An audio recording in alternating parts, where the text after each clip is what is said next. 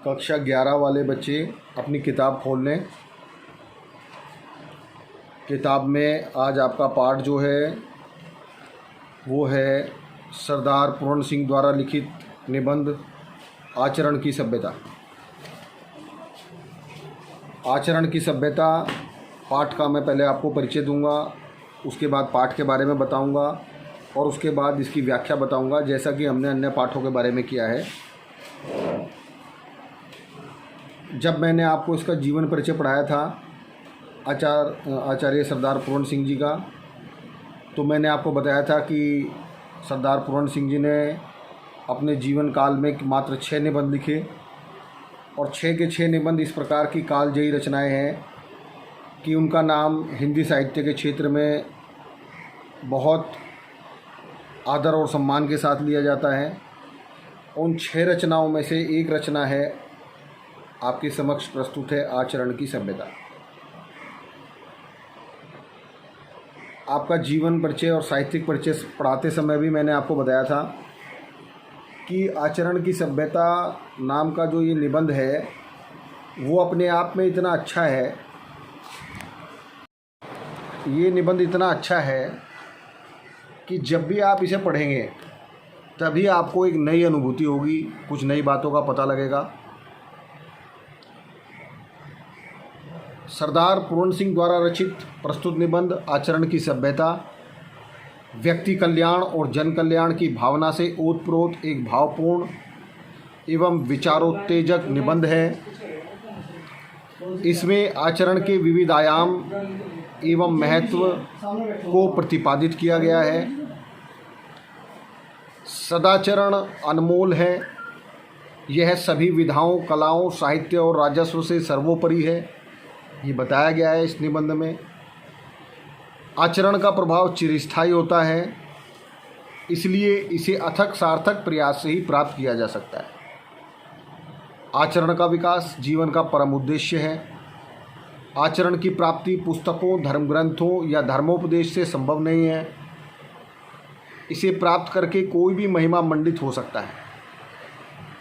आचरणशील व्यक्ति में घृणा, द्वेष, असहिष्णुता, धार्मिक संकीर्णता, अस्पृश्यता आदि अवगुण स्वतः समाप्त हो जाते हैं।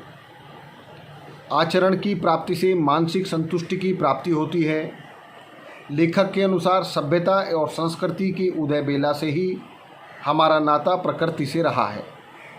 अतः श्रेष्ठ आचरण की प्राप्ति के लिए हमें प्रकृति के निकटस्थ होना ही पड़ेगा। कहने का मतलब ये है कि आचरण की सभ्यता नामक जो वर्तमान पाठ है उसमें लेखक ने ये बताया है कि एक आदमी जो कि अनपढ़ है, बिल्कुल बिना पढ़ा लिखा है, उसे साक्षर नहीं है वो, लेकिन वो भी आचरण की सभ्यता अगर उसके अंतर्गत है तो वो शिक्षित की श्रेणी में आएगा। जबकि एक आदमी बहुत ज़्यादा पढ़ा लिखा है लेकिन अगर वो उसका आचरण अच्छा नहीं है तो वो फिर अच्छी श्रेणी का मनुष्य नहीं माना जाएगा। आप खुद समझ सकते हैं, यदि आपके पड़ोस में कोई 2 व्यक्ति रहते हैं जिनमें से एक व्यक्ति बहुत उच्च पद पर आसीन है लेकिन उसका व्यवहार घृणित है, वह गलत कार्य करता है, अपने घर में बच्चों के साथ मारपीट करता है, दुर्व्यवहार करता है या कोई भी अन्य ऐसा कार्य करता है जो कि सामाजिक व्यवस्था के अनुरूप नहीं है, तो वो लेखक के अनुसार आचरण की सभ्यता के दायरे में नहीं आएगा और वो अनपढ़ के समान हो जाएगा। जबकि एक अनपढ़ आदमी जो पढ़ा लिखा नहीं है लेकिन अगर उसका आचरण की सभ्यता उसके पास है, उसका आचरण अच्छा है, उसका व्यवहार अच्छा है, उसके आचरण के अंदर एक पवित्रता है, तो आप पाएंगे कि लोग उसके पास जाएंगे, अनपढ़ होते हुए भी उससे सलाह लेने जाएंगे, उसके घर जाएंगे, उसके जो पर्सनल कार्य है उसमें साथ देंगे। तो ये सब बातें बहुत महत्वपूर्ण हैं।